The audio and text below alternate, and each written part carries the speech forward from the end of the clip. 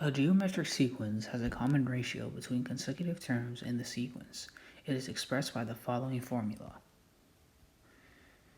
U1, where U1 is the first term, R is the common ratio, and when R is greater than 1, it is an increasing sequence. When R is greater than 0 but smaller than 1, it is a decreasing sequence. This formula allows you to find any term in a geometric sequence. It is also given in the formula booklet, so you don't need to memorize it.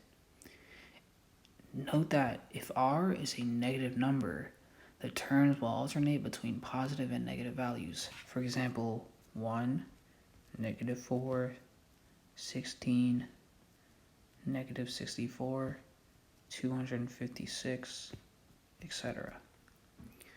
Now, let's apply this to a simple question to get a better understanding. The fourth term of a geometric sequence is 386, and the fifth term is 1158. Find the common ratio of the sequence.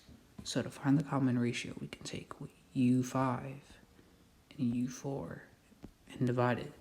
So we have 1058 divided by 386, which is equal to 3. Now, find the first term of the sequence. Now we can apply the aforementioned formula.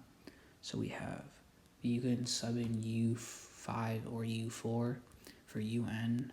So in this case, I'll take U5, which is equal to U1 times 3, which is R to the power of 5 minus 1, which is n minus 1. And then we have 1058 is equal to U1, 3 times 3 to the power 4, which is equal to 1058 times U1, 81. You divide both sides by 81. So U1 is equal to 14.3.